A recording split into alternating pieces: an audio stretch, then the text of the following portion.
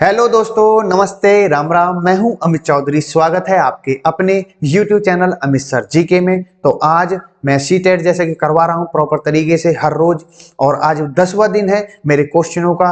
और आप सभी को मैं यही बताना चाहता हूं कि जो सीटेट दिसंबर में होगा उसमें प्रॉपर तरीके से मैंने पूरा टारगेट कर रखा है, सारे पेपर एनालिसिस कर रखे हैं और उन पर आधारित आपके सामने मैं क्लासेस प्रेजेंट कर रहा हूं कि इनमें से 101% क्वेश्चन आएंगे ही आएंगे। इससे रिलेटेड कंसेप्ट इसीलिए मैं प्रॉपर तरीके से बताता चल रहा हूं। ठीक है, क्वेश्चन को एनालिसिस किया है, उसके कंसेप्ट को जाना, उसके कंसेप्ट को आपके सामने लेकर आ रहा हूं मैं। ठीक है, ताकि यहां से क्वेश्चन पूछे तो आप एक ही सेकंड में, 5 सेकंड तो लगाओगे ना, तुरंत क्वेश्चन का आंसर दे दोगे। ठीक है, तो जियोग्राफी, हिस्ट्री, सिविक्स सभी तीनों ही सब्जेक्टों में प्रॉपर तरीके से बताते चलता हूं। मेरा मेन टारगेट है कि 55 प्लस, 60 में से 55 प्लस आप लेकर आओ। ठीक है, कंसेप्ट क्लियर करूंगा और टॉपिक जो होता है उसका कंसेप्ट क्लियर, प्रीवियस ईयर के क्वेश्चन आपके सामने प्रस्तुत करता हूं हर रोज। आज 10वीं टेस्ट सीरीज है। पिछली 9 टेस्ट सीरीजों के लिए मैंने सभी मोस्ट इंपोर्टेंट जो क्वेश्चन थे उनके लिए एक मैराथन कल लगाई है, 25 मिनट की है सेवक, और उसमें 75 प्लस क्वेश्चन आपको देखने को मिलेंगे, सभी के सभी इंपोर्टेंट है। आप जाओ देखो उसको, क्लास को। ठीक है, तो शुरू करते हैं आज की क्लास को। इंपोर्टेंट क्लास है। आज का पहला क्वेश्चन आपके सामने मेरे भाइयों। ठीक है, इंपोर्टेंट है, ध्यान पूर्वक समझा मैं क्या समझाने की कोशिश कर रहा हूं। इससे रिलेटेड एक दो क्वेश्चन समझाने की पूरी कोशिश करूंगा आपसे।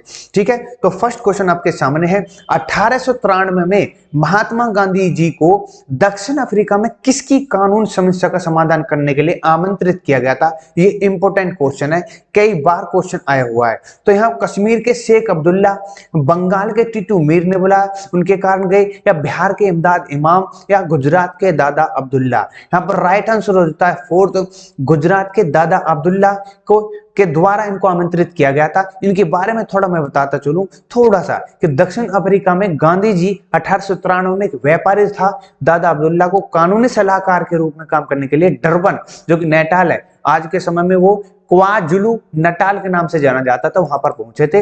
ये आपको पता होनी चाहिए। ठीक है मेरे भाई, उस समय काफी युवा हुआ करते थे। कौन? महात्मा गांधी जी।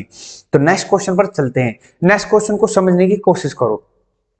ऋतु प्रवास से अभिप्राय क्या है? ऋतु प्रवास होता क्या है ये समझो आप पहले। ये पहले ऑप्शन पढ़ूंगा फिर समझाऊंगा। फसल कटाई की अवधि के दौरान श्रम शक्ति का नगर से गांव की ओर प्रवर्सन करना, वो ऋतु प्रवास कहलाता है? गलत है।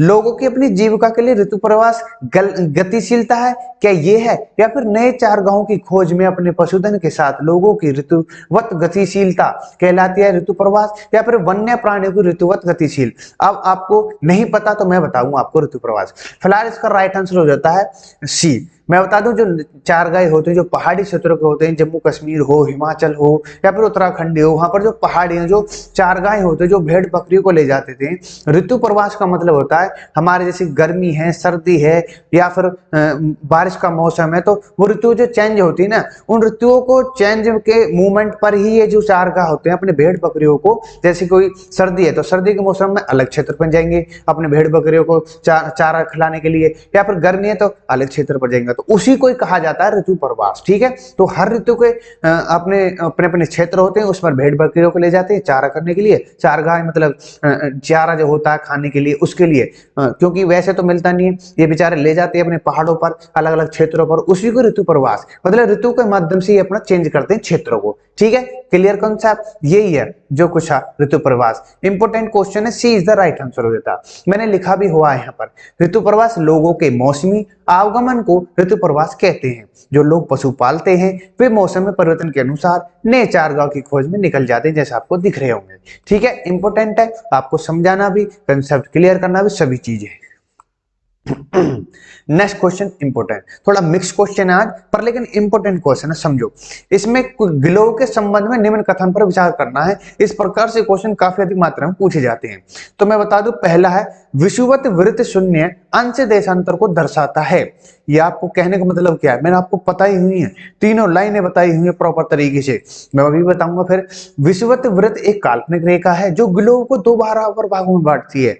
ए सही है, बी गलत है, ए गलत है, बी सही है, ए तथा बी दोनों सही है, ए तथा बी दोनों गलत है। तो यहाँ पर मैं बता दूं आपको 0 डिग्री रेखा, इसको विषुवत रेखा कहा जाता है। यही पृथ्वी को 2 भागों में बांटती है, ठीक है। और जो ये कह रहे हैं शून्य देशांतर दर्शाती है, बिल्कुल है। और ये काल्पनिक होती है, ऐसा नहीं है कि आप ढूंढने लगो कि कहां पर है वो 0 डिग्री, ये काल्पनिक रेखा होती है। तो यहाँ पर सी इज द राइट आंसर हो जाता है। आपको सभी को पता होती है, पता होनी चाहिए। कर्क रेखा ऊपर है 23.5 डिग्री पर है मेरे भाई, और नीचे भी 23.5 डिग्री पर। मकर रेखा आप सभी को पता होगी, जी बीच में जो विषुवत रेखा है, इक्वेटर लाइन है, वो क्या है 0 डिग्री कहलाती है। तो यहाँ पर सी इज द राइट आंसर होता है, ये लिख रखे है मैंने यहाँ भी, ठीक है। नेक्स्ट क्वेश्चन पर चलो। नेक्स्ट क्वेश्चन आपके सामने है, माउंट एवरेस्ट पर चढ़ने वाली विश्व की पहली महिला कौन थी? आपको मैं सभी बताऊंगा, व्यक्ति हो, महिला हो, भारत का कौन पहली महिला थी, ये सभी चीजें मैं बताऊंगा इस क्वेश्चन में। तो फिलहाल जो विश्व के अंदर की बात हो रही है, पूरी दुनिया की बात हो रही है, तो पहली महिला कौन थी? वो जंको ताबई, संतोष यादव, नारोसी शेरपा या एन बैनक्राफ्ट। जंको ताबाई जी थी, ताबोई थी जो कि पहली थी महिला माउंट एवरेस्ट पर कदम धरने वाली, ये जापान की है, ठीक है। पहला मैं बता दूं आपको व्यक्ति के बारे में, न्यूजीलैंड के एडमंड हैरी तथा भारत के तेंजिंग नार्गे शेरपा, इंपोर्टेंट है, ध्यान कर लें दोनों को। 29 मई 1953 को पृथ्वी के सबसे ऊंचे शिखर माउंट एवरेस्ट पर चढ़ने वाले पहले व्यक्ति थे। नेक्स्ट बता दूं, जापान की है जुंको ताबई, ये इंपोर्टेंट है, विश्व की पहली महिला थी, जो कि मैं बता चुका हूं ऑप्शन में, जिसने 16 मई 1975 को एवरेस्ट पर कदम रखा। वहीं बात करूं बछेंद्री पाल जी की, आपको पता होगी पहली बार महिला थी माउंट एवरेस्ट पर चढ़ने वाली या कदम रखने वाली, 23 मई 1984 को वो चढ़ी थी, ठीक है मेरे भाई। नेक्स्ट क्वेश्चन की तरफ बढ़ते हैं, सभी चीजें क्लियर, ठीक है। नेक्स्ट क्वेश्चन आपके सामने, नेक्स्ट क्वेश्चन में क्या है कि आरंभिक मानव की जो पाषाण काल था, जो पैलियोथिक एज थी, उस समय की जो पुरातत्वों से प्राप्त प्रमाणों के साथ मिलान करने हैं इनमें से। मैंने सभी बता रखे हैं, मैंने जितनी भी अपनी क्लास करवाई मेरे भाई 6 to 10, उन सभी में भर भर के टॉपिक दिए हुए हैं, ठीक है। उनमें क्वेश्चन भी लगा रखे हैं, पर मैं यहाँ भी क्लियर कर दूंगा, दिक्कत नहीं है, ठीक है। तो कुरनल कहाँ पर है, कुरनल कहाँ पर है, भीमबेटका कहाँ पर है, हुरंगी कहाँ पर है, पाटनी कहाँ पर है, ये आपको, या इनमें कौन कौन से स्थल पाए जाते हैं, ये सभी चीजें मैं इस क्वेश्चन में क्लियर कर दूंगा। तो कुरनल की बात करो, सबसे पहले कुरनल मिलती, कुरनल में शतुरमुर्ग के अंडे मिलते हैं, गलत है, ये तो पाटनी में मिलते हैं, ठीक है। पाटनी जो कि महाराष्ट्र में है, कुरनल आंध्र प्रदेश में। तो वहां पर क्या मिले, विषम अवशेष, मतलब कि राख के अवशेष मिलेंगे अधिक मात्रा में कुरनल के। इसके बारे में बताऊंगा अभी, टेंशन मतलब। भीमबेटका में गुफाएं और कंदराएं मिली है, जो कि कहां पर, भीमबेटका मध्य प्रदेश में। रहा कौन सा, हुरंगी इज द आवास और उद्योग स्थल। तो यहाँ पर मिलान कर लो, एक का दूसरा कौन सा, एक का दूसरा एक ही है, C is the right answer, C simple है मेरे भाई। नेक्स्ट क्वेश्चन पर चलते हैं। नेक्स्ट क्वेश्चन आपके सामने है, झारखंड के झरिया क्षेत्र में मुख्यतः क्या पाया जाता है? ये बहुत प्रचलित है, बहुत फेमस है, बहुत प्रसिद्ध है ये जो पदार्थ है। तो थोरियम है, रेशम है, सोना है, कोयला है। हमें बता दूं आपको, D is the right answer होता है कोयला। झारखंड के झारखंड झरिया, ठीक है। 15 नवंबर इसकी स्थापना दिवस है, आपको पता होनी चाहिए, ठीक है। 15 नवंबर को बिहार में से ये निकले थे 2000, कब, 2000 के अंतर्गत, ठीक है। तो आपको पता होनी चाहिए इस चीज की, मैं बता भी चुका हूं आपको, ठीक है। टिस्को को झरिया कोयले क्षेत्र से, जो टिस्को कंपनी है वहां से उनको कोयला प्राप्त होता है अधिक मात्रा में। उड़ीसा और छत्तीसगढ़ की बात करूं तो लोहा, चूना पत्थर, डोलोमाइट, मैग्नीज, ये सभी प्रचलित हैं, और मतलब वहां पर अधिक मात्रा में पदार्थ मिलते हैं, जो कि मोस्ट इंपोर्टेंट आपको पता होनी चाहिए। नेक्स्ट क्वेश्चन की तरफ बढ़ते हैं। नेक्स्ट क्वेश्चन आपके सामने, भीमबेटका गुफाओं और शैल आश्रय के साथ एक पुराना स्थल है, यह शैल आश्रय करीब है किसके? इनमें से गंगा नदी के, नर्मदा नदी के, गोदावरी के या कावेरी के। तो किसके करीब हो सकती है ये? आपको पता होगी, मैंने अभी बताया था, भीमबेटका मध्य प्रदेश में स्थित है, ठीक है। मध्य प्रदेश में से 2 नदी बहती हैं, जिनमें से एक दे रखी है नर्मदा। तो यहाँ पर सिंपल आंसर हो जाता है बी नर्मदा। अगर नर्मदा और ताप्ती दे रखा, जब आप कंफ्यूज या फंस सकते थे, ठीक है। तो यहाँ पर नर्मदा आपको याद करना है, ठीक है मेरे भाई। इसके बारे में मैंने प्रॉपर तरीके से पहले भी बता दिया है, क्यों प्रचलित है।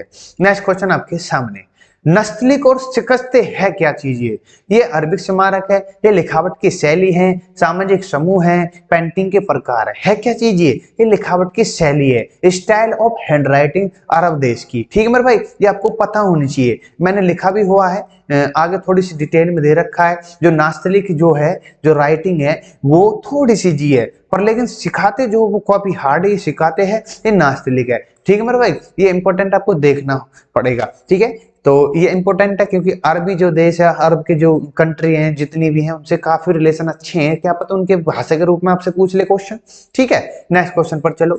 नेक्स्ट क्वेश्चन आपके सामने है, किसने तंजावुर में, ये क्वेश्चन आया पिछले साल, ठीक है, देवी निशुंभासुदीन के लिए मंदिर का निर्माण कराया था? राजाराम प्रथम, राजेंद्र प्रथम, विजयालय या कुलाशेखरा? तो यहाँ पर सी इज द राइट आंसर हो जाता है। आपको पता होनी चाहिए इसके बारे में, विजयालय ये चोल वंश के थे। ठीक है, आपको पता होनी चाहिए, तंजावुर में देवी निशुंभासुदीन का मंदिर का निर्माण कराया था इन्होंने। ठीक है, नेक्स्ट क्वेश्चन पर चलो सीधा। नेक्स्ट क्वेश्चन आपके सामने है, सिंधु घाटी की बात हो रही है। सिंधु घाटी को बहुत बार मैं आपके सामने रख चुका हूं, बातें सभी चीजें मैंने प्रॉपर तरीके से बताई अपने भाइयों को। तो सिंधु घाटी की सभ्यता की बात बताऊं, यह किससे संबंधित रखती है, किस युग से? कांस्य युग से, मध्य पाषाण युग से, नवपाषाण युग, पुरापाषाण? तो यहाँ पर ए इज द राइट आंसर हो जाता है मेरे भाई, कांस्य युग से। सिंधु घाटी सभ्यता कांस्य युग से संबंधित रखती है, मैंने थोड़ा डिटेल में भी दे रखा है। सिंधु घाटी सभ्यता धातु युग से संबंधित थी। यह मुख्य रूप से दक्षिणी एशिया के उत्तरी पश्चिमी एशिया में क्षेत्रों में कांस्य युगीन सभ्यताओं में से थी। ठीक है, जो आज पूर्वोत्तर अफगानिस्तान से पाकिस्तान और उत्तर पश्चिम भारत तक फैली हुई है सिंधु घाटी सभ्यता। ठीक है, ये आप देख सकते हो उसी समय के अवशेष हैं। ठीक है, मूर्ति है। नेक्स्ट क्वेश्चन की तरफ चलते हैं। सांची में महान स्तूप में है, ये किस राज्य में? उत्तर प्रदेश, मध्य प्रदेश, अरुणाचल प्रदेश, आंध्र प्रदेश? तो B is the right answer हो जाता है। सांची का स्तूप किसने बनवाया था, इन कमेंट मुझे बताओ मेरे भाई। ठीक है, मध्य प्रदेश में स्थित है, ये आपको पता होनी चाहिए। सांची का महान स्तूप बौद्ध कला और स्थापत्य के रतन को प्रतिबंध करने वाले महत्वपूर्ण बौद्ध स्मारकों में से एक है। सांची टाउन मध्य प्रदेश में स्थित है। यह स्तूप भारत के सबसे पुरानी पत्थर की संरचना है, जिसे मौर्य काल के दौरान बनाया गया था। ठीक है, सभी चीज क्लियर, इंपोर्टेंट है। नेक्स्ट क्वेश्चन आपके सामने, अजंता गुफा चित्रों में प्रयुक्त रंग, आपने अजंता की जो गुफाएं हैं उनमें जो चित्र हैं उनको देखा होगा, नहीं देखा तो आज दिखा दूंगा मैं, टेंशन क्लियर हो। प्रयुक्त रंग, उनमें जो प्रयोग हुए हैं रंग हैं, निम्नलिखित में से किस सामग्री से प्राप्त हुई हैं?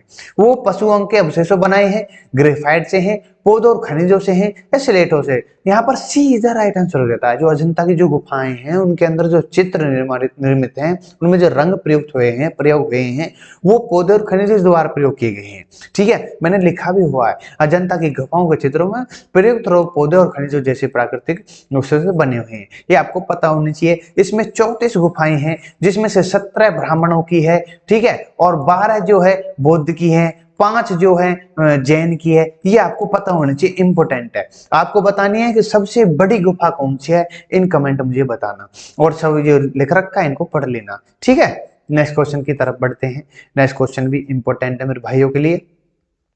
दिसंबर 1984 में भोपाल में आपदा में शामिल मिथाइल एसोनाइट गैस का इस्तेमाल यूनियन कार्बाइड कारखाने में किसके उत्पादन के लिए किया गया था? आपने बहुत पढ़ा हुआ, मध्य प्रदेश के भोपाल में इस त्रासदी हुई 1984 में हुई, इसमें मिथाइल एसोनाइट गैस का इस्तेमाल हुआ था, पर लेकिन किसके उत्पादन के लिए हो रहा था ये सब चीज, ये नहीं पूछा होगा। मैं पूछ लेता हूँ, रंग है, डिटर्जेंट है, विस्फोटक है, कीटनाशक? तो कीटनाशक के लिए उत्पादन करने के लिए इसको प्रयोग में लाया गया था, पर लेकिन ये दुर्भाग्यपूर्ण उस समय 3 दिसंबर का दिन था, भोपाल के अंतर्गत 1984 में रात के 12:30 बज रही मेरे भाई।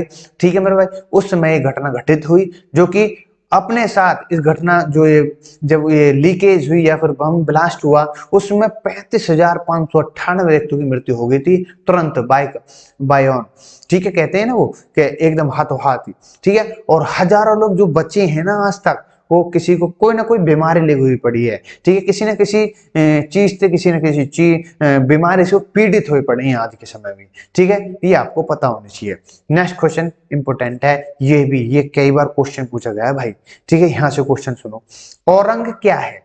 रॉक पॉइंटिंग है, गोदाम है कार्यशाला है, कताई उपकरण, बुनकर समुदाय। इंपॉर्टेंट क्वेश्चन है, निशान लगा लेना। यह एक गोदाम है, कार्यशाला है। अरबी भाषा में जो गोदाम या जो शॉप होते हैं ना दुकान, उसको बोला जाता है अरबी भाषा में। और रंग, ठीक है, तो आपको पता होना चाहिए ये क्वेश्चन, ठीक है। हो सॉरी, अरबी भाषा नहीं, फारसी भाषा, sorry sorry sorry sorry, I am very sorry, ठीक है। फारसी भाषा में गोदाम होते हैं, उनको रंग कहा जाता है। वहां बिक्री से पहले चीजों को जमा करके रखा जाता है, वर्कशॉप के लिए सब इस्तेमाल किया जाता है। ये इंपॉर्टेंट है, ठीक है। ये अरबी नहीं है, फारसी है, ठीक। नेक्स्ट क्वेश्चन पर चलो।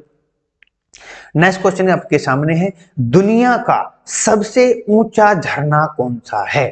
इंपॉर्टेंट है, सभी झरना जो जितने भी इंपॉर्टेंट झरने हैं वो आपके सामने मैं भी बता दूंगा।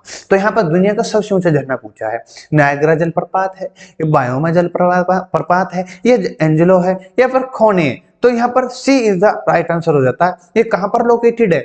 ये है आपका एंजेलो जलप्रपात दक्षिण अमेरिका में।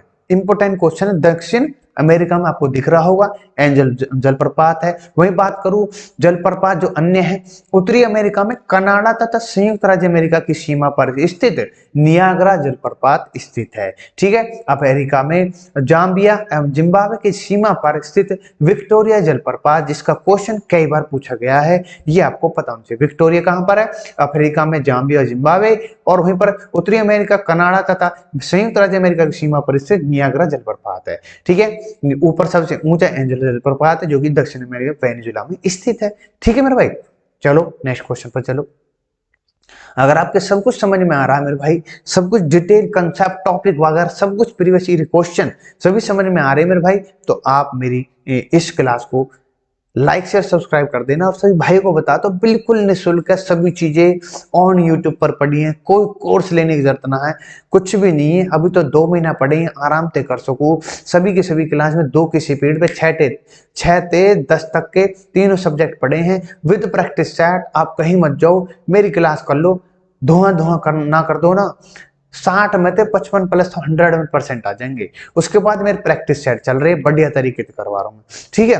तो मैं बता दूं आपको, नेक्स्ट क्वेश्चन आपके सामने है, स्वर्णम चतुर्भुज जोड़ता है, किन किन को जोड़ता है? सभी को पता है, दिल्ली, मुंबई, चेन्नई और कोलकाता को जोड़ता है। जैसे कि आपके सामने ये रहा, ठीक है, ये रही दिल्ली, ये रहा आपका कौन सा? ये मुंबई, ठीक है, और ये रहा चेन्नई और कोलकाता। इनको ही स्वर्ण चतुर्भुज कहा जाता है। इसमें मैंने लिखा हुआ है, भारत में एक्सप्रेसवे एक निर्माण नवीनतम है और स्वर्णम चतुर्भुजीय महामार्ग दिल्ली, मुंबई, चेन्नई, कोलकाता को जोड़ता है। आप सभी के यहाँ से क्वेश्चन ऑप्शनली पूछ सकता है, ठीक है। एग्जामिनर बहुत चालाक हो चुका है, ठीक है, ये इंपॉर्टेंट है। सभी के सभी जितनी मैंने जानकारी देने की कोशिश करी है आपके लिए इंपॉर्टेंट है, ठीक है मेरे भाई। जितने भी मैंने क्वेश्चन डिस्कस करे हैं, ठीक है, ये इंपॉर्टेंट है भाई। इन सभी को आप प्रॉपर तरीके से पीडीएफ देख लेना, मैं अभी डाल दूंगा, कल की भी और आज की भी। आप प्रॉपर तरीके से इनका रिवीजन कर लेना, ताकि ये क्वेश्चन क्लास लेने के बाद आपके दिमाग में भी रह जाए, ठीक है, रिवीजन कर लोगे तो, ठीक है। तो विदा लूंगा अपने भाई से, नमस्ते, राम राम, जय हिंद, जय भारत। मिलते हैं नेक्स्ट क्लास में।